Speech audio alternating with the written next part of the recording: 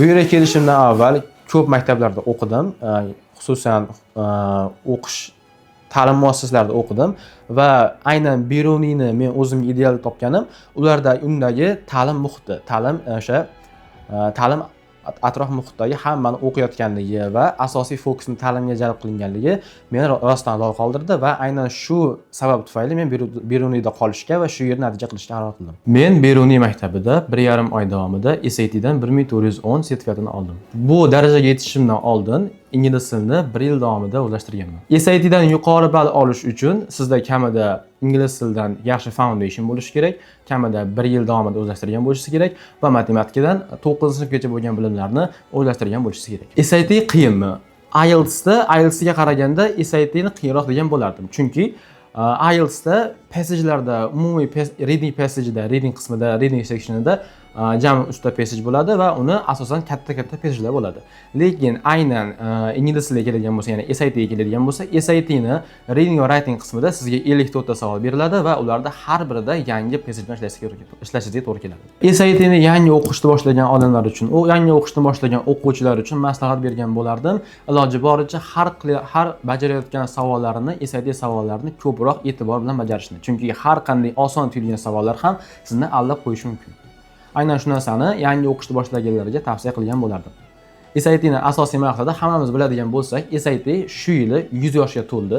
Ya'ni SAT bundan 100 yil avval o'ylab topilgan va ularni asosiy ishlab chiqargan test tizimi sizni aldash bo'lgan. Ya'ni qanaqa aldash? Sizni chalg'itish.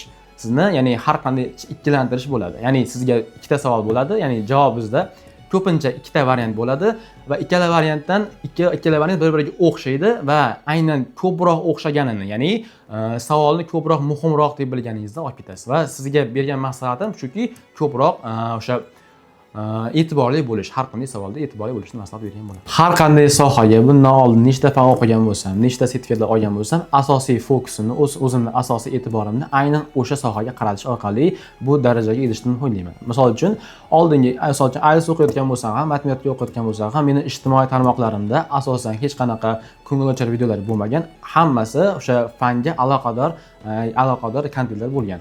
Va aynan SAT o'qish davomida ham asosan YouTubedan ham qo'shimcha ko'rgan vazifalarni, qo'shimcha ko'rgan kontentlarni faqat SATga aloqador bo'lgan va o'zimda aytishim mumkinki, o'zim Instagram ishlatmayman va unchalik ham ko'ngilochar kontentlarni unchalik ham muxlis emasman. Menda har doim ya'ni boshqa demak distraction qiladigan narsalarga, ya'ni chalg'itadigan narsalarga doim ularga qarshi o'zim tura olganman. Ya'ni misol uchun har qanday videolar, ko'ngilochar kontentlarga har doim SAT imtihonlarim bormi, qanaqadir imtihon bo'lsa ham o'zimni e'tiborimni ularga jalb qilmasdan asosiy e'tiborimni SATga yoki boshqa fanlarga, o'qiyotgan fanlarimga qaratganman va o'zimda har doim tug'ilganimdan beri egoim bo'lgan, ya'ni har doim nega fanlardan eng katta daraja olish mumkin bo'lsa ham eng past daraja bilan qanoatlantirib qoladi. To'g'ri, 1,5 oy davomida o'qidim va shu qisqa muddat ichida ham asosiy qaratgan, ya'ni o'zimni fokusimni qaratgan jarayonim o'zimni xatolarim ustida ishlash va iloji boricha perfect score'ga yaqinlashish bo'lgan. Qisqasi, bu maktabga kelishimdan avvalgi maqsadim, o'zimning planim, ya'ni SATdan 1200 dan baland olib, O'zbekistonni mahalliy universitetlariga grant yutish bo'lgan.